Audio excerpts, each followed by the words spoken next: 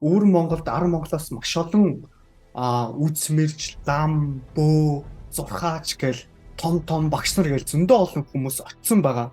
Тэр хүмүүс очиж та нар зөндөө олон хичээл орсон, зарим хүмүүс нь зөндөө олон хүмүүс үзүүлж харуулсан, зарим хүмүүс нь зөндөө бөө болсон.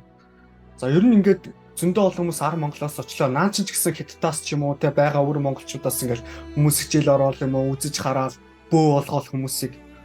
Энэ юу вэ гэхлээр хардаа ямар ч үсэн ирнэ нь эхэлсэн. Сүнсний ирэн буюу яг энэ одоо цаг үе нь өөрөө огторгон ертөнцөөс маш олон дээд багш нарын сүнснэр ирж байгаа. Тэр энэ эхэлсэн байна ямар ч үсэн. За тэгвэл эхэлсэн бол энэний наанд нэг сайнтай муутай гэж юм байдаг гэдэг шиг сайн муутай бүхэл юм өвөр Монголд очсон. За тэгээ би өвөр Монголд очсон чинь юу байсан бэ? Ямар байсан бэ гэхлээр тэнд очихоор ингээл хүмүүс хардаа ингээл Ар Монголоос багш ирсэн, Ар Монголоос хүн ирсэн, Ар Монголоос мундаг бөө, мундаг лам, мундаг багш ирсэн гингут хүмүүс зүгээр л шууд бүрж ирээд өста мундаг хөө өста бүх байдаг сайн сайхан гоё мөнгө төгрөг зооснуудаа барайл очоод мөргөөлтэй очоод дагажгүйгээл хамаг байдаг мөнгө зоос цаг хугацаа бүх юмудаа зориулчихж байгаа. Тэгээ холигтуулна. Энэ юу вэ? Тэгэхээр энэ юу вэ гэхлээр хардаа Ар Монголоос ирсэн багш болгон бөө болгон ч юм уу наа чин чил зааж байгаа бүх хүмүүс үнэн гэсэн үг биш. Зөв гэсэн үг биш. Сайнтай муутай байгаа. Энэ дээрээс би та нарт юу гэж хэлэх гээд байна вэ гэхээр яг одооноос эхлээд энийг үзэж байгаа, энэ хичээл сууж байгаа хүмүүс одооноос ахуулаад ямар нэгэн тэнгэр, бурхан, лаг мундаг багш, бөө онгод тэнгэр юмсуудад найдахаа бол бусдад хитрхи итгэл, хоосон итгэл үнэмшлэр найдахаа болох хэрэгтэй. Хин нэг нь таныг гарч мундаг багш, мундаг бурхан гарч ирээд таныг аварчих юм шиг сэтгэлгээ бодлосоо бид нар салах хэрэгтэй. Таныг та өөрөө л аварна. Ягаад тэгэхээр энэ асуудал бэрхшээл зовлонг тарьсан хүн нь та өөрөө. Үүнээс гаргаж чадах хүн нь та өөрөө. Тэр энэ хүмүүс чинь ямар нэгэн мэдээллүүдийг юм уу ингээл үзэж харж ингэсэн байна. Засал ном хийж ийн гэл та нараас мөнгө зоосууд аваад байгаа штэ. Эцсийн эцэстээ юу вэ гэхээр тэрнийг зоос авлаа гэд та засал хийлгэлээгээд таны оюун ухаан чинь засагдаагүй. Тэгэхээр хүн буруу хүн, муу хүн гэж байдаггүй. Тархиндаа буюу оюун санаандаа буруу юм мэдээд авцсан эсвэл зүвийг мэдэхгүй хүн л гэж байгаа байхгүй. Тэр тархинд нь буруу мэдээлэл, буруу мэдлэг байгаа болохоор буруу юм хийгээд яриад үйлдээд байгаа байхгүй. Тэгэхээр энэ хичээлд оржснээр сүнслэр нь юу гэхээр өмнө нь ингээл бурханд найдаал зүгээр яг яагаад итгэхэд байгаагаа мэдэхгүй. Яагаад тэр зөв үнэхээр үний юм уу, худалдаа юм уу, зөв юм уу, буруу юм уу ялгахгүйгээр бид нар ерөөсөө шууд итгэхэд хэлсэн шүү дээ. Тэнгуус сүнсний ирэн гэдэг нь юу вэ гэхээр одоо хоосон итгэл үнэмшлэр итгэдэг байсан тэр зүйл нь танин мэдгүй мэдвэл зохихон суйртай болно гэж байгаа. Тэр зүгээр л яагаад тийм мэдэхгүй зүгээр л үнэн худал зөв бурууг нь мэдэхгүй итгэжсэн бол энэ зөв буруу үнэн худлууг нь ялгаад мэддэг болоод тэрний ард дээр итгэнэ гэж байгаа. Тэгэхээр надад та нар ерөөсөө итгэх шаардлагагүй. Аль болох надад эргэлзэх хэрэгтэй. Надад эргэлзээд бүр надад дулаан цаа ингээл эргэлзээд тах чинь би та нарын итгэлийг авч ивэл сая зөв. Харин зүгээр л юуг надад итгэхэд байвал та нар тэнэг байна гэсэн үг. Би та нарыг тэнэгээ чинь далиндуулаад юу ч хийж магадгүй байхгүй. Тэгэхээр юу гэж хэлэх гээд байна вэ гэхээр би та нарыг хуурмааргүй байна. Та нар хуурдахтаар хэмжээнд битгий дорой байгаасаа гэж хүсэж байна. Тэгэхээр цэвэр танин мэдхүү яг үнэхээр энэ үнэн юм уу, худлаг юм уу, зөв юм уу, буруу юм уу гэдгийг мэдснийхээ ард дээр. Тэгэхээр монголчуудад нэг юм үг байдаг тийм үү? Хүлгийн сайныг замын уртад, хүний сайныг цагийн уртад. Тэгэхээр цагийн уртад эргэлцээр хэрвээ би итгэгдчихвэл би сая үнэн зөв байж магадгүй хүн гэсэн үг. Тэгэхээр би сая өвөр Монголд очоод нэг 2 удаа очиход би юун дээр эмзэглсэн бэ гэхээр өвөр монголчууд маань ямар гоё өөр нэмжин сайхан сэтгэлтэй юм бэ те. Ямар гоё юм. Ерөөсөө байдаг бүх сайхан зүйлсүүдээ Ар Монголоос ирсэн хүмүүстэй бол барай тух тэр эртний Монгол зан чанар нь байна. Гэхдээ монголчууд ч ингээл байдаг дээшээс хоолонд ингэхүү тхүү яаж туслах вэ? Аягны хариу өдөртөө ахтны хариу жилтэйгэл бүх юмараа тусалдаг тэр монголчуудын тэр гоё зан төдөө зан чанар нь байгаа байхгүй юу? Тэгэхээр тэр гоё зан чанар нь байж байна. Тэнгуү чи энэ хүмүүсийн тэр сайхан сэтгэл нь буруу зөрүү хүмүүсээр яваад нөгөө нэг нуруугаа одоо морь нуруугаа ахуулна гэдэг шиг итгэлээ алдсан байгаад байгаа байхгүй. Маш олон хүмүүс мөнгө төгрөг зоос цаг хугацаагаа бариад туугаад маш их зүйлсүүдийг алдсан. Тэгээ одоо хүмүүст итгэхээс айдаг болцсон. Би бүр ингээд харамсаад ийм гоё сэтгэлтэй цагаахан хүнийг яагаад ингэ хулигтаад, яагаад ингэ дарамтлаад, яагаад ингэ айдсаар нь сүрдүүлээд мэдхгүйгээр нь далиндуулаад эдрийг хулигдсан болоо. Ингээд миний амар үр өвдсөн, сэтгэл өвдсөн. Тэгэхээр миний одоо өвөр Монголд хийх зүйл ерөөсөө хэн нэгэнд худлаа үнэн байдлаар хулигдуулдаггүй болох юм. Тэгээд дээрэс нь энэ даалт утсан сүнсгээд яриад байгаа энерги гэж яриад байгаа зүйлсүүдээр далимдуулаад маш олон хүмүүс худлаа буруу муу мухай зүйлсүүдийг далимжуулж танараас маш олон зүйлсүүдийг авч байна. Тэр ялангуяа ар Монголоос очиж байгаа хүмүүс бидний мах цусны тасархаа адилхан монгол хүмүүсээ тэгж байгаад нь жоохон харамсалтай. Тэгэхээр бид нар танин мэдгүй их зүйлсүүдийг мэдээд зөв чухал зүйлсүүдийг мэдээд ирэхлээр бид нар илүү жоохон хэрсүү болно. Тэгээд илүү юмсуудыг үнэн худлыг нь ялгаж салгаж таньжиж холбогдож чаддаг. Тослон зөвлөгөөгөө авч чаддаг болно. За нэгдүгээр тэгэхээр энэ байна уу? Хоёрдугаар юу гэхээр сүнсний ирэн гэдэг энэ зүйлс төр бид бүхэн ингээл одоо та ямар нэгэн сургалт, ямар нэгэн өмнө нь одоо ямар бяцлагтай юм уу, энергийн талын юм уу, эсвэл сэтгцийн талын, сэтгэл зүйн талын сургалтуудад сууж ирсэн байдаа гэж бодъё. Бид нар бусдаас буюу таван мэдрэхгүй байгаа харах, сонсох, үнэрлэх, амтлах, хүрлцэх. Энэ таван мэдрэхгүйгээр гаднаас яаж та нар мэдээлэл аваад огторгүй ертөнцийн дэлхий дээр байгаа бүх мэдлэг мэдээллийн 10% л авах боломжтой. Яаж ч хичээгээд шүү. Бүр хамгийн сайн төгс лакум байгаад 10% тэр цаад мэдлэг мэдээллийг л авч болно. Үлдсэн тэр хогторгүй ертөнц төр байдаг 90% мэдээллийг тэгвэл яаж олж авах вэ? Хаана байгаа юм? Хизээ олж авах юм? Хэр хугацаанд олж авах юм? Хэн олж өгөх юм гэдэг асуултууд гарч ирнэ, тийм үү? Тэгэхээр энэ 10% мэдээлэлтэр байгаа болохоор л бид нар 10%-аар дамжуулсан юмсууд бидэрт асуудалтай. Ягаад гэхээр огторгүй ертөнцид зүү тогтол дүрэн байдаг. Огторгүй ертөнцийн бүр одоо галакси ертөнц ийм зүү тогтол буюу дүрм хууль гэж байдаг.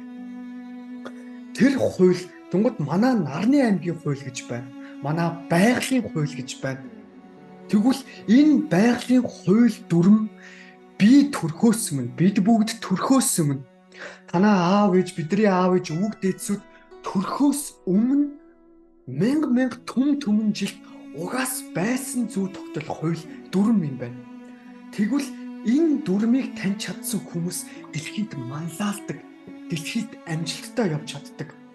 Тэгэхээр тэр дүрмийн талаар нүүдэлч дэмжлэл дээр заагддаг байгаа. Тэр мэдээллийг нэг л удаа аваад ойлгоод өөрсдөн дээрээ хэрэгжүүлж тэгээ өөрөө 90%-тай холбогдчих.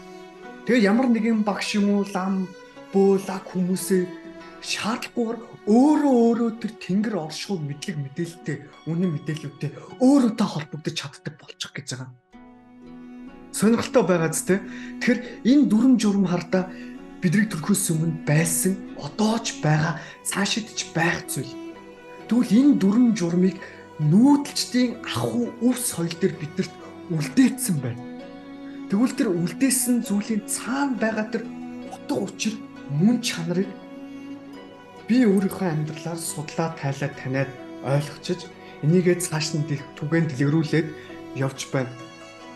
Тэгэхээр тэр 10%-аар дамжуулаад дотор чинь таны дотор яг энийг үзэж байгаа таны дотор тэр 90% үлдсэн бүх мэдлэг мэдээллүүд нь үнэн мэдээлэл чинь таны яг дотор байгаа байх нь шүү. Тэгвэл тийшээгээ яаж холбогддог вэ? Хизээвэ гэд тэ. Тэрийг багш нь өвөр Монголд очиж сургалт зарлахаар аянда яг бодитоор уулзаад ахуй толгойн хичээлүүдээр бол заадаг байгаа. За тэгээд энд одоо өвөр Монголд хариуцсан бас багш нар бас заадаг байгаа шүү. За тэгээд та үнэнхүү тэр 10% мэдээлэл чинь яах гэж байдаг вэ гэхлээр таныг 90%-тай чинь холбогдохын тулд байгаа байхгүй. 90% чинь тэр үнэн мэдлэг мэдээлэлтэй холбогдож чаддаг болохын хувьд байгаа байх нь. Тэгвэл та өдийг хүртэл энэ амьдралынхаа хугацаанд өнөөдөр та 30 настай байлаа гэж бодоход 30 жилдээ юу мэдэж ирсэн тэ зүгийг мэдсэн юм уу, бурууг мэдсэн юм уу, үннийг мэдсэн юм уу, худлааг мэдсэн юм уу, яг алийг нь мэдсэн. Энэ яг зөв мэдтгээ тэгвэл яаж мэдэх юм? Яаж ялах юм те? Тэгэхээр бодит өөрсдийнхөө амьдралыг харах хэрэгтэй. Тэгэхээр энэ бидний яг энэ махан биений амьдрал буюу физикийн одоо энэ өмсөн, зүүсэн энэ биеийнхаа 10%, үлдсэн тэр сүнсэнд байдаг нь 90% мэдээллүүд байдаг. Тэнгүүд бид нар 10% дээр амьдраад байгаа юм чи ингэж зовлон асуудалтай амьдрахгүй яах юм бэ? 90% мэдээлэлтэй холбогдож амьдралтаа сайн сайхан амьдрт юм биш үү? Тэгвэл хин нэгэнд итгэж найдаж, гуйж, говшиж, хойноос нь хөөцөлдөж биш. Өөрөө та холбогдох гээд шүү дээ. Танд боломж байна. Яг одооноос ахуулаад. За тэгэхээр бид нар 90% мэдээлэлтэйгээ холбогдчихлоо гэж бодъё. Тэнгууд ерөөсөө байгалийн зүй тогтол гэдэг зүйлтэй холбогддог. Байгалийн дүрм журам. Та яг одоо өөрөө байгаль. Та өөрөө тэр чигтээ байгаль энэ дэлхий. Та өөрөө байгаль дэлхий юм бол таны дотор хараа 5 цул 6 сав эргэтэн гэж байж байгаа тийм үү? Энэ 5 цул эргэтэнгүү чинь бүгд өөр өөрсдийн гэсэн мах бодуудтай. Таны бөөргөд эргэтэн чинь жишээлбэл усан мах бодтой. Уушигч нагаар мах бодтой. Тэнгүүд байгалийн газар, агаар, ус, газар шороо, гал, мод гэ таны дотор байршиж идэг хуваагдаад. Эдгээр чинь нийлэхээрээ та байгаль болж хувирдаг. За тэгвэл тэр та өөрөө байгаль юм байна. Тэнгүүд үндсэндээ та байгальтай нэг тал болоход хардаа байгалийн нэг ширхэг шороо таны төлөө болж эхэлнэ гэдэг боддоо. Шорооны ширхэг танд тусна, таны амьдрал. Тэр ерөөсөө байгаль таныг өхүүлэхгүй, зовоохооргүй тийм чухал зорилготой болж хувирдаг та. Тэр үндсэндээ тэр ирнэ нь юу гэхээр энэ цаг үед тэр дээд оршинлуудаас маш өндөр түвшний сүнснүүд ирчихсэн байгаа. Сүнсний өндөр түвшний багшнууд ирчихсэн байгаа. Тэнгууд тэд нар энэ хамгийн түрүүлээд байгальтай холбогдохыг заадаг. За манайд магадгүй энэ 7 хүрдний талаар сонсч ирсэн байх. Үндс үр, тэгэл үрчүү үрд, наран сүлжээ, зүрхүү үрд, хоолын үрд, мэлмийн үрд, оройн дэд хүрдгээл те, титэм үрдгээд. Тэнгууд 8 дахь хүрд нь байгалийн хүрд байдаг. Огторгой ертөнцтэй холбогдохын тулд эхлээд та байгальтай нэн тэргүнд холбогдох шаардлагатай болдог. Тэгэхээр яаж холбогдох нь сургалтаар заах нь те. Тэгээ байгальтай холбогдож иж дэлхийн зүй тогтол дүрм журмаа дагж иж дараагийн дүрм буюу нарны аймаг манай энэ гариг ертөнц нарыг тойрон хэрэглэдэг энэ гариг ертөнцүүд тэрийг тэгээ огторгой ертөнц гих тусмаа та цаашаа ахиад яваад байна гэсэн. За тэгээд дээрэс нь асуудал гэдэг зүйл байгаа. Бэлсгалд явахаар ямар нэгэн байдлаар та одоо за жишээлбэл та хэн нэгэнд үзүүллээ гэж бодъё. За нэг үзмэрчэд ч юм уу, ламд ч юм уу те үзүүллээ. Өө чиний тэр чин тэгсэн байж тээ. Өө энэ чиний эн чин ингэсэн байж тээ. Өө хараалж чатаг. Өө л усын хорлол. Өө энергийн дээр чин тийм муу мухай наалтч тэгсэн байна, ингэсэн байна. Өө би засаад үгүй. Өө наадах чин гоё сайхан засаад үгүй. Ингээд засчих юм бол сайхан болчихно. Тэгээд за бид нар итгээ засуулна те. Тэгээд засуулсны ард тэр хүн энерги заснаас бид нар тархиндах хэмсүүдийг засаагүй штэ. Тэгээд тэгвэл тэр тархиндах мэдээлэл засахгүй бол та нэг удаа босод хүмүүсээр засуулчлаа. Тэгээд дараа нь яах юм? Дахиад та яагаад буруу юм хийгээд таны энерги чинь муухай болцсон гэдгээ мэдэхгүй. Тэгэл та дараа нь дахиад ямар нэгэн алдаа буруу юм аяж. Тэгээд дахиад засуулна.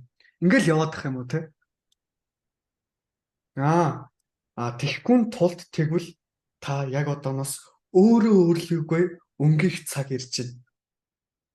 Өөрөөсөө ихэл яагаад надад нь асуудал зовлон бэрхшээл би ямар буруу зүйл мэдээд байгаа юм бол би ямар зөв зүйлээ мэдэхгүй байгаа юм бол надад яг ямар асуудал байгаа энэ асуудал зовлон хизээ хаанаас яг яаж эхэлсэн юунаас болж эхэлсэн хин шийдэх юм тэгээд хиннээр засуулах уу гэж бид нар хайж эхэлж байгаа. Тэгэхээр юун түрүүнд эхлээд бусдаас биш өөрөөсөө асуудаг болох хэрэгтэй. Бид нар багасаа хардаа нэг юм байдаг те ингээл Баг багт ингээл те. Ингээл төрөөл ингээл ингээд нэг 3 4 настай болоод байсан чи энэ юу вэ? Энэ яагаад юм ингээл ээж авсан. Наа чи юм те. За тэгэл цэцэрлэг бага насны сургууль юмсуудад ингээл орон те. Дандаа бусад хүмүүсээс асууж ижил та мэднэ. Ингэсээр ягаад бид нар би юу ч мэдгүй бусад хүмүүс л мэддэг. Ингэхээр юу болж ийнө вэ гэхээр та бусдад найддаг бусад хүмүүс лаг, мундаг, сайн, зөв. Та бол өөрөө зөв биш. Би бол буруу. Би бол мэдэхгүй. Би бол чадахгүй. Тэгээ өөртөө итгэлгүй, өөртөө чадамжгүй хүн болчихж байгаа байхгүй юу? Тэнгууд өөрөө өөрөөсөө асуудаг болох цаг ирж байна гэсэн. Өөрөө өөрөөсөө асуух гэхэлэр юу гэж хэлж ийнэ гэхэлэр хардаа би муухайхан шиг би өөрөө өөрийнхөө хувьд маш том юм цоож энийг онгойлгох түлхүүр нь надад л байгаа болохоос ш бусад зүйлд байхгүй. Тэр надад тэр түлхүүр нь тэгвэл юу юм бэ гэхээр би өөрөө өөрөөсөө асуух асуулт нь түлхүүр нь байдаг. Онцтой асуултыг асууж чадвал та өөрөө өөрийгөө онгойлгож чадна. Тэр та үндсэндээ өөрөө өөрийгөө танин мэдээгүй байгаа гэсэн үг. Тэр өөрөө өөрийгөө онгойлгохын тулд та өөрөөсөө асууж сурна. Би хэн юм бол? Би яах гэж амьдраад байгаа юм бол? Юуны төлөө амьдраад байгаа юм болоо? Тэ? Миний үндсэн зорилго юу юм бол? Би дэлхий дээр яах гэж төрсөн юм? Би яагаад энэ аав ээжтэй төрсөн юм? Би яагаад энэ өвөр Монгол энэ хятадд төрсөн юм болоо? Ямар зорилго байгаа юм бол би тэгээ юу хийж явж байгаад тэгээд би энэ махан бие орчих сүнсэн бие маань хаашаа явах юм болоо? Хайчих гээд байгаа юм бол. Тэгэл би зүгээр л нэг идэж уугаал ходоодод хичээгээл нэг гоё юм өмсөж зүгэл идэж уугаал тэгэл амьдраад дуусах юм уу? Энэ ойлгомжтой шүү дээ. Дэлхийд дээр байгаа хүн төрөлхтөн төдийгүй бүх мал амьтад хүртэл тэгж тэрний төлөө л амьдрдэ шүү дээ. Бид нар ямар амьтан юм? Хүн бөгөөд оюун санаатай шүү дээ. Юуны төлөө амьдарч байгаа юм бол гих мэтчлэн. За тэгээд надад яагаад асуудал зовлон бэрхшээлүүд байгаад байгаа юм бол? Би яагаад зовоод байгаа юм болоо? Тэ? Надад яагаад асуудлууд байгаад байгаа юм бол? Өөрөөсөө асууж байгаа байхгүй. Ингээд хариултууд шууд орж ирэхгүй. Тэгвэл та шантарч болохгүй асуудаг л байх хэрэгтэй. Энэ хариултуудыг өөрөөсөө эрэлхийлдэг болоод ирсэн тэр цаг үед огторгүй ертөнцид танд хариулж эхэлдэг. Дээд сүнслүүд танд хариулж эхэлдэг. Тэгэхээр энд та нар бүгд аав ээжтэй, өвөө эмээтэй. Тэгээ өвөө эмээ чи үг дээдстэй, үг дээдс чинь дахиад үг дээдстэй. Одоо энд та нар байгаа бол 13 дугаар зууны үед Чингис хааны үед үг дээдсүүд чинь байсан гэсэн үг. Хүннэг үед үг дээдсүүд чинь байсан гэсэн үг те. Тэгэхээр тэр зүйлсүүд танд аяндаа хариулаад эхэлдэг. Тэгээ өөрөөсөө асуугаад ирэхлээр та өөрөө өөрийгөө танин мэдэж эхэлдэг. Би чинь ийм хүн юм биш те. Өөртөө онгойлгох тусмаа та өөртөө дурлж эхэлнэ. Би чинь ямар чухал байсан бэ? Би чи энийг мэддэг л байсан юм биш үү? Би нэг чинь чаддаг л байсан юм биш үү? Тэгэхээр өөртөө итгэх итгэл чинь таны дотор байна гэж боддоо. Таныг амжилтанд хүргэх, таныг тэр өндөр түвшинд хүргэх боломжууд бүгд танд байна. Тэгээд ингээ асуугаад ирэхлээр аяндаа эхний ээлжинд болохоор таны ингээл та хариулж ядаад ингэс тэгсгээд хариулна те. Яваандаа болохлээр хардаа та өөрийнхөө огт мэдэхгүй зүйлээ хизээч хаанаас ч уншиж судал сонсож байгаагүй зүйлсүүдээ өөрөөсөө ирж хааж гаргаж ирж чаддаг болно. Тэгээд энэ дундуур нь танаас мөнгө аваад нөгөө нэг хулигддаг хүмүүс байхгүй болчихно бүгд. Дэлхийн нийтэд байгаа бүх хүмүүс шаардлагагүй болчихно. Өөрөө холбогдчихно. Тэгэхээр энэ огторгүй ертөнц танд тийм боломжийг олгоод байна.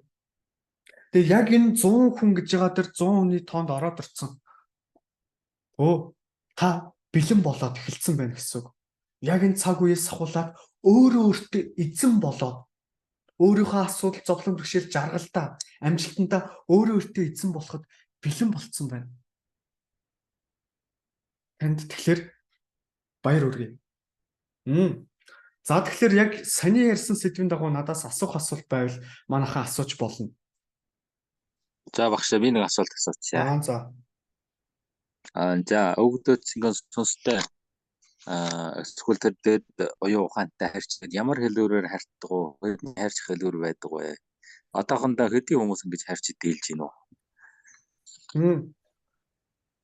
Тэгээ ойролцоогоор одоо хэдий тооны хүмүүс гэхэлэр хүмүүс тэнгэр окторгоо ертөнцтэй харилцсан гэхээр нэг бол төгс гэгэрсэн, нэг бол бөө хүмүүс ч юм уу, эсвэл том үзмэрч тийм том хүмүүс харилцсан гэж бодоод байдаг. Үгүй. Одоо нөгөө сүнсний ерэн чинь бүх хүмүүс харилцах боломжийг нээгээд өгсөн арга зам, бэлэг зам нь нүдэлж тэмцэлт байж байна. Тэгэхээр олон хүмүүс ялангуяа одоо тэр тэнгэрийн шаардлага үг дээдсүүдийнхаа хөтлөл замчил тэр сүнсний эренгээрээ даалгавраар явж байгаа хүмүүс эхнээсээ холбогдоод эхэлсэн.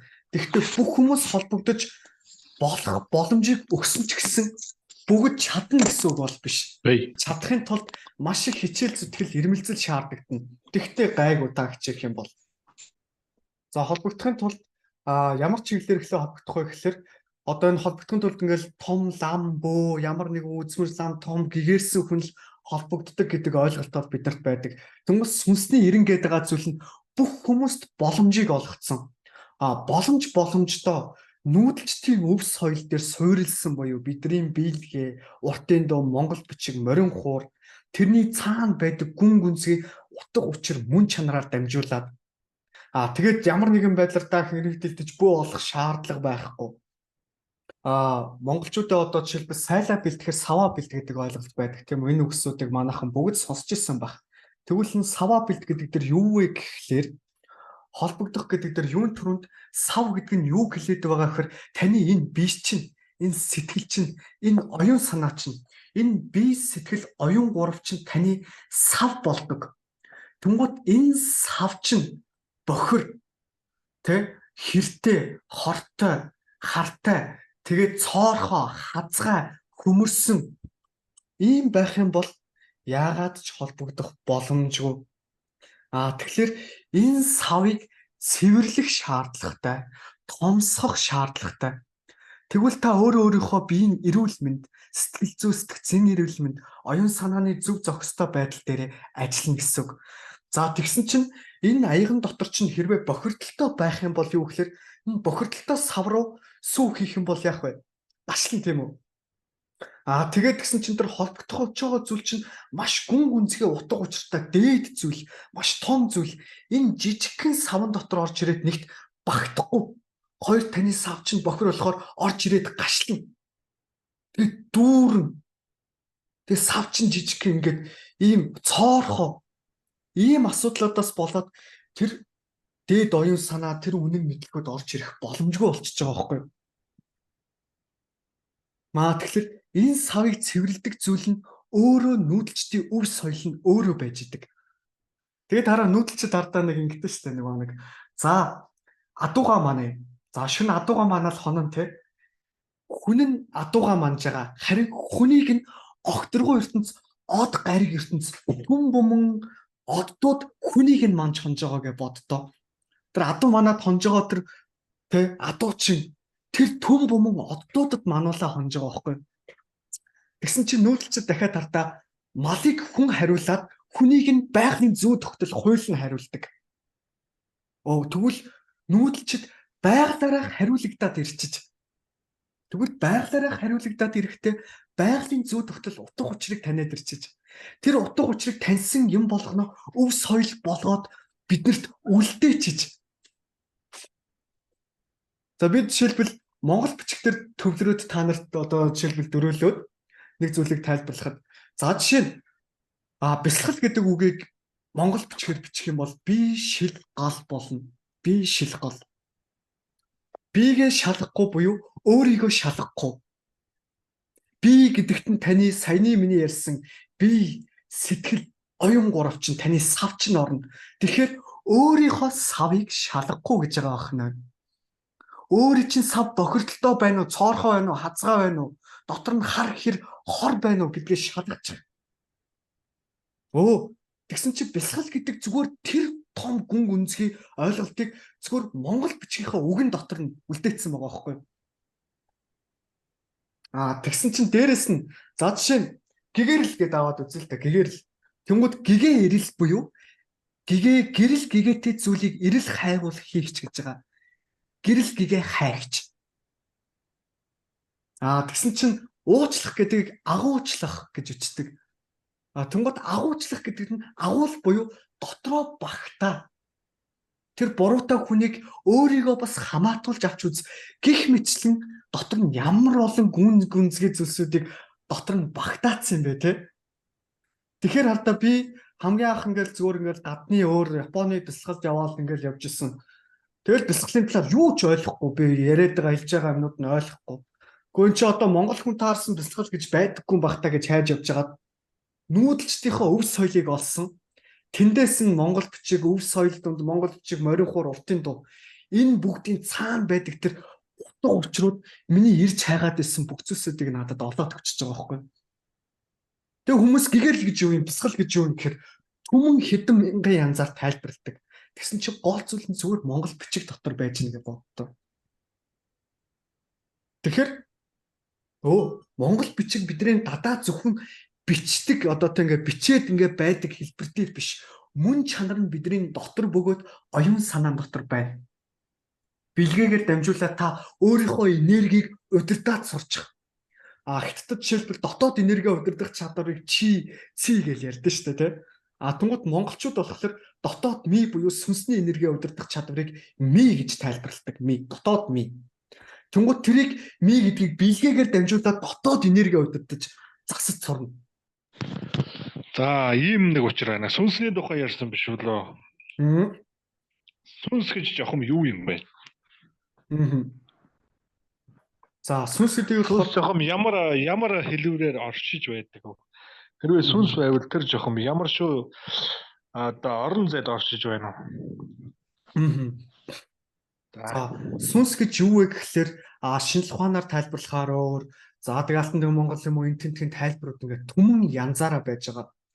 Тэнгуү зөвхөн монгол бичгээр сүүн эсгээ тайлбарлагдсан байгаа. Сүүн эс. Тэгэхээр сүүн буюу ариун эсийг хэлж байгаа буюу ариун эс гэрлийн энерги танин мэдэж ойлгож ухаарч хөгжиж гэрлээ тэрлэх зорилготой энерги гэрлийн биет гэж тайлбарлаж болно.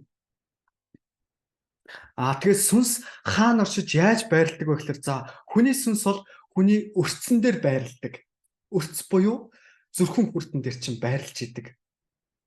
Яг язгуур өөрөө чи яг жинхэнэ сүнс чинь язгуур дээр чинь байрлаж байгаа байх нь байна.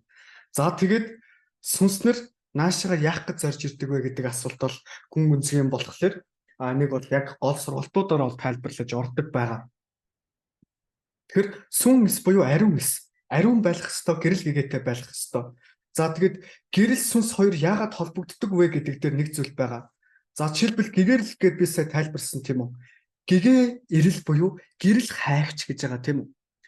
За гэгэрэл гэдэг маань гэгээ эрэл буюу гэрэл хайгч. Тэгвэл гэгэрэл яаж сүнстэй холбогдоод байгаа юм бэ? Тэр гэрэл гэгээ яаж сүнстэй холбогдоод байгаа юм гэхээр саний асуулт асуусан хүн та ямар нэгэн шин зүйлийг үнэнхүү таньж мэдээд ойлгож ухаарах үед таны сүнсний чинь гэрэлт буюу өөрийн чинь тэр гэрлийн бие аавра энергинд гэрэл нэмэгддэг. Тэгэхээр монголчууд гэгэрлийг ухаагаан эрэл ухаарал буюу ухаагаан эрэл гэж бичигддэг. Монгол бичигдэр ухаан хайгч гэж байгаа. Тэгэхээр ухааныг олж хайгаад ухааныг олж авч чадсанараа хүнд гэрэл нэмэгддэг. Тэгээ гэрэл нэмэгдэхийнхаа хэрээр явандаа бид нар хүн од буюу хүн нар болдог. Бид нар хүмүүн чи нар, хүн чанар буюу хүмүүн чи нар. Бид нар гэж ярьж бид нар ингээд одоо осролтон сууж байна. Бид нар буюу бид нар гэрэл гэгээ бид нар юм байна. За тэнгуут бид нар хүн гэрэл од бөгөөд нар болох зорилготой. Тэгэхээр гэгэрэл ухаагаан эрэл хоёр агаар нэгэн зүйл. Та ямар нэгэн зүйлийг шинээр танин мэдэж ойлгож ухаарснаар таны сүнсэнд чинь энергинд чинь шин гэрэл нэмэгддэг байх нь байна шүү. Тэгэхээр тэр гэрлээ нэмэх зорилготой бөгөөд нар болох зорилготой байх нь байна. Тэгээд тэр гэрэл гэгээтэй зүйл өөрөө ариун байдаг. Юу вэ гэхээр гал өөрөө тэр чигтээ гэрэл гээ шүү дээ. Тэгэхээр гал асахын тулд агаар, газар шороо, улс гэд бүх зүйл байж гал өөрөө асна. За тэгэхээр гал өөрөө альва нэг зүйлийг ариусгагч чанартай байдаг. Гал руу хийсэн бүх зүйл ариусгдаж буюу хамгийн анхдагч ариун чанар дээрээ очдог. Тэгэхээр тэр гал таны дотор өөрийн чинь дотор байгаа гэж боддоо. Тэгэхээр тэр гал буюу дотоос сүнснийхаа гал гэрэл гэгээг нэмэх асуултыг тасаа яг онцтой асууж чадлаа. Баяр үргээ. Баярлалаа бас. За баярлалаа, сайхан баярлалаа. За бас ийм нэг учир байна. Дэлхийн ямар ч шашин шүтлэг гэсэнгүй сүнсний талаар бол ер нь бол их ойлголт бол байгаа л да. Шинжлэх ухаан бол энэ талаар ер нь ойлголт байхгүй л да. Тэгэхдээ энэ одоо энэ шашнаар шүтлэгээр авч ярвал хүн нас барсан хойноо эсвэл энэ ертөнцид үлдэх эсвэл өөр нэг ертөнцид очих гэсэн юм хоёр зам байна л да. Энийг бол ямар шашинтай бас ярьж л байгаа л да. Гэтэ яахнаараа явж чадахгүй яваад байдгийг. Энэ бол сүнсний талаар авч яривал штэ. За. Яг шинжлэх ухаанаар авч ярих юм бол энэ энерги гэж тайлж л та. Энерги гэж тайлах чинь бас би над авч үзвэл энерги гэж тайлах бол бас жоохон одоо яах вэ? Одооний цагдаа бол одоо хамгийн онцтой л та ер нь. Тэрнээс илүү онцтой байгаа л гэж боддог юм. Амин химиг хураагч гэдэг ер нь бол сүнсийг амин химиг хураагч гэдэг Монгол яг эртний ойлголт тухаарлаар бол амин химиг хураагч буюу амин химиг тэтгэж дэлгэрүүлэгч гэж утгаснаагаар орж ирдэг. Яг монгол хүн ухаанд болохоор тэр амин хим буюу огторгоо ертөнцийн хамгийн үнэн зөв чухал зүйлсүүдийг хураагч гэж байгаа. Тэгэхээр одоо энерги гэдэг нь хаахгүй байвал энэ талаас нь ойлгож болно. За тэгэхээр сүнс одоо жишээлбэл энэ үхэл гэж юу вэ гэж асуухаар хүмүүс юу гэж хариулдаг вэ гэхээр энэ махан бие орхиод сүнсэн дараагийн төрөл рүүгээ явах гэж ярьдаг. Монголчууд болохоор энийг үхэл гэж нэрлэдэггүй, ярьдаггүй. Энийг нүүдэл гэж ярьдаг. Тэгвэл үхэл гэж юу хэлдэг вэ гэхээр хүсэл мөрөөдөл зориггүй амьдралын утга учираа олоогүй хүнийг үхсэн хүн буюу үхмэл хүн гэж нэрийддэг. Үхэл гэдэг үгийг энэ үед ашигладаг. Хүн энэ махан бие орхиос сүнсэн биеийн дараагийн төрөл энэ дэлхий дээр үлдэх юм уу дараагийнхаа руу явах нь болохоор нүүдэл гэдэг. Тэгэхээр нүүхийн тулд та одоо ч сүнсэн дараа нь хайчих вэ гэдэг зүйл нь юун дээр байдаг вэ гэхээр нүүх хүртлээр та өдих хүртэл юу хураасан бэ? Юуг өөртөө ямар ухаагаан гэрлийг буюу ямар ухаарлуудыг өөртөө хураасан. Таны гэрэл чинь хэдий их тэлсэн, ухаан чинь хэдий их тэлсэн тэр хэмжээндээ очдог. За жишээ нь юу вэ гэхээр хийлдэг шаарыг мэдгүй тэрийг одоо юу гэж тайлбарлалтай. Хий бөмбөлөг байдаг шүү дээ. Одоо ингээ хийлээд өвлөөхөр ингээ дүүрээд идэг. За тэнгууд ухааныг одоо жишээлбэл өөртөө дотроо хураагаад байх юм бол тэр нь тэлэгдээл байна. Тэгээ хэдий чинээ ихтер хий буюу тэр агаарыг хургана төдий чинээ дээшээгээ ниснэ дээ. Тэгсэн чинь ямар ч тэр хий агаарыг хураагаагүй бол тэр хий бөмбөлөг дээшээгээ нисэхгүй тийм үү. Тэгэхээр ухаан гэдэг чинь яг л тэр шиг хэдий их ухааныг тэжээсэн төдий чинээ дээшээгээ явж идэг. Дээшээгээ буюу гүн гүнзгий рүүгээ буюу анхдаг чанар руугаа тэмүүлдэг. Бид нар яг энэ дэлхийгээс татах хүчнээс гараа явчихаар дээшээ гэдэг ойлголт байхгүй болчдөг. Дээр гэдэг зүйл байдаггүй. Татах хүч байхгүй болохоор чинь ингээд жингүүдж байгаа юм дэр чи алиг нь дээшээ доош яв гэх юм. Тэгэхээр зөвхөн гүн рүүгээ гэдэг ойлголт байдаг. Энэ дээр тэгэхээр тэгвэл үхсэн хүн гэж бид юусэн амьдралын хүсэл мөрөөдөл зориг утга учир жинхэнэ сүнснийхээ утга учир зорилгыг олоогүй хүмүүсийг үхсэн хүмүүс гэдэг байх нэ. Тэгвэл нүүдэл гэхээр танин мэдхүү оюун санаа ухамсар ойлголт ухаарлал нь өссөн дэвжиж байгаа хүмүүсийг нүүдэл гэдэг. За тэнгууд нүүдлийг хүмүүс зарим нэг зүйлсүүдтэй хольж утгадаг нь юу вэ гэхээр гэрээ ачаад нүүхийг нүүдэл гэж яриад байдаг. Тэр бол байр сэлгээ гэж нэрийддэг. Нүүдлийг болохоор сэтгэл зүрх оюун санаа ухамсар чинь хаашаа нүүн би чинь дагж нүүнэ гэдэг байхгүй юу? Тэгэхээр сэтгэлийг нь хураавал би нь хаа олдохгүй гэдэг одоо манай үг дээдсийн маань хэлсэн үг шиг хүний сэтгэл зүрх оюун санаа хаана байна? Би энэ үг үйлдэл нь дагж нүүж идэг. Тэгэхээр яг одоо таны байгаа энэ амьдрал чинь асуудал бэрхшээл зовлон жаргал чинь таны сэтгэл зүрх оюун санааны чинь тусгал. Та тэгвэл амьдралаа өөрчлөлт сайн сайхан зөв утга учиртай гоё сайхан болмоор байвал сэтгэл зүрх оюун санаагаа дахиад дараагийн түвшинд нүүдэл хий буюу нэгүүдэл гэж байгаа шүү дээ. Нэг үүдэлхий. Нэг үүдэлхий гэж байгаа байхгүй юу? Нэгүүдэлхий. Тэгэхээр нэг үүдэлхий буюу нэг учир шалтгаантай бай гэж штэ тий. Тэгэхээр нэг учир шалтгаан нь юу хэлдэг вэ гэхээр огторгой ертөнцид ганцхан дүрэн байгаа. Тэрийг үүтгэлээ болгох гэж байгаа. Тэгэхээр тэр үүтгэлийг таньсан хүн зүй тогтлоо таньчихна. Тэгэхээр мөнх тэнгэрийн хүчин дор авгаа их суу залын нэгэнд хэрхлийг тэнгэр мэдсгүй гэдэг нь огторгой ертөнцийн зүй тогтлын дүрмийн дагуу явна.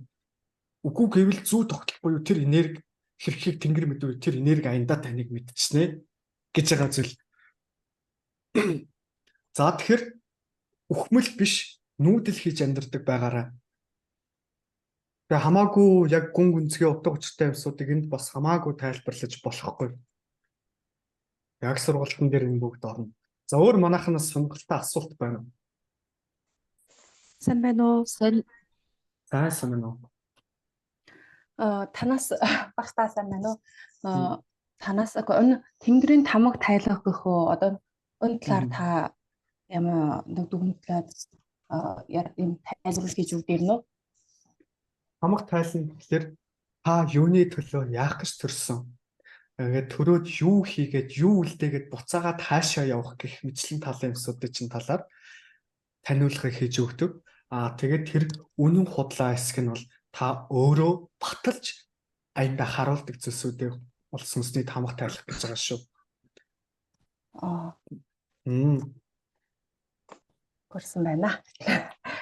Таны бас таны тэр үнэлсэг багшаар бол таны тэр visual intuition олж үжсэн юм аа. Тэгээ өнөөрөө заашаа танд би бас ингэ шууд таны дүрийг гэж олж харлаа.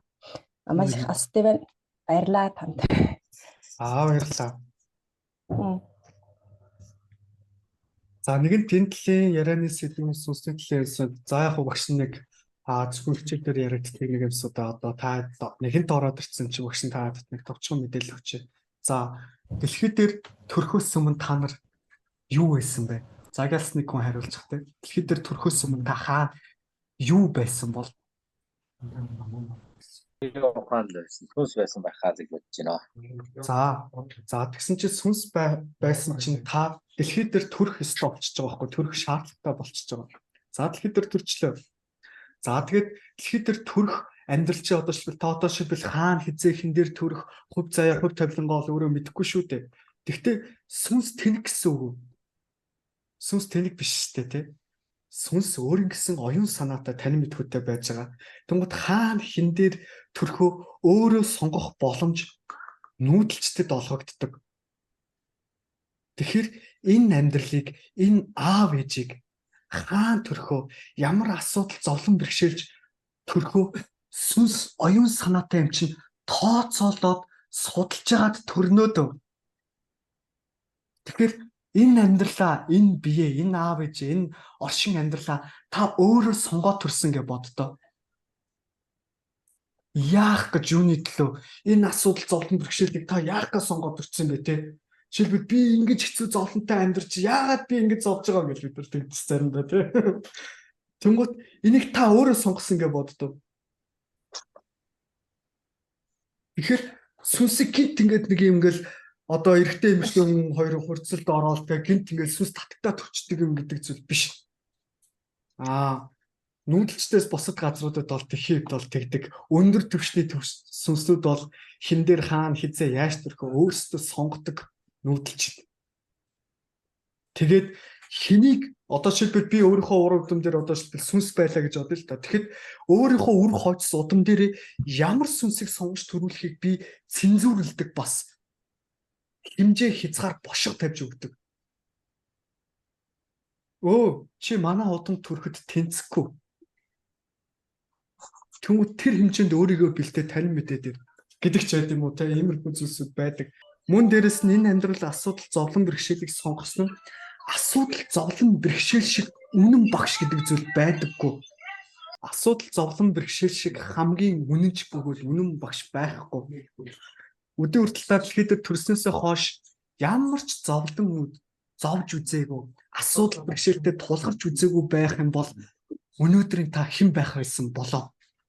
Тэ? Тэгвэл бид нар аз жаргалтай сайн сайхан зүйлсүүдэд дандаа баярлаж талархдаг мөртлөө асуудал зовлон бэрхшээлүүдэд яагаад баярлаж талархдаг юм болоо? Энэ асуудал зовлон бэрхшээлийг туулж давж гарааг бол өнөөдрийн та хэн байх, ямар төвшөнд байх байсан болоо? Бид нар сайн сайхан зүйлсүүдэд ой сайхан аз жаргалтай цаг үедэд л дандаа баярлаж талархдаг шүү дээ. Магадгүй таны үдсэн асуудал аав ээж, ах дүү, ойр дотны хүмүүс ч өнгөрөх.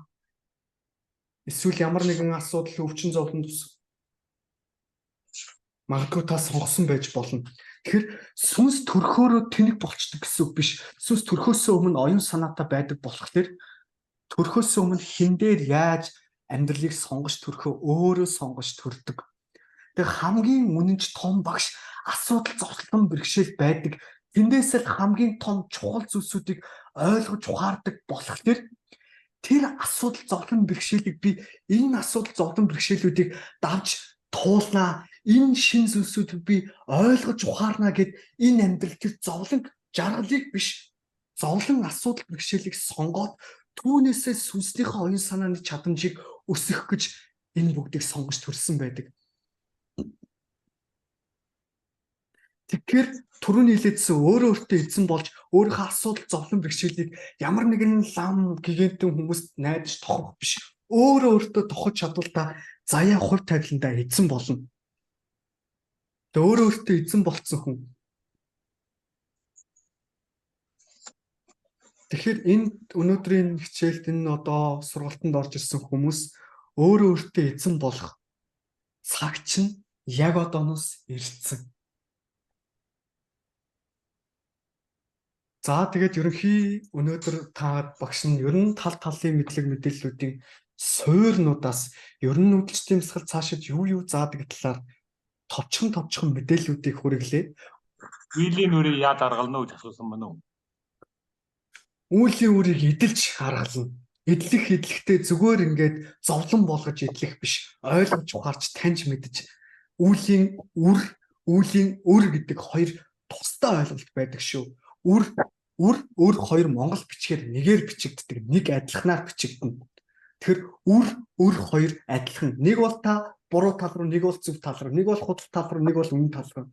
Тэгэхээр үүлийн үр нь зөв нь байдаг, өр нь буруу нь байдаг. Тэгэхээр үүлийн үр гэд бүх бясалгагч юм уу том багшаар үүлийн үр гэж яриад байдаг. Үгүй үүлийн өр. Тэгэхээр үүлийн өрийг төлж бөгөөд зөв туршлага танин мэдхүүгээр даван туулж түүгээрээ ойлголт ухаарлаа авч хүчрхэгжиж гарч ирдэг, даван туулдаг.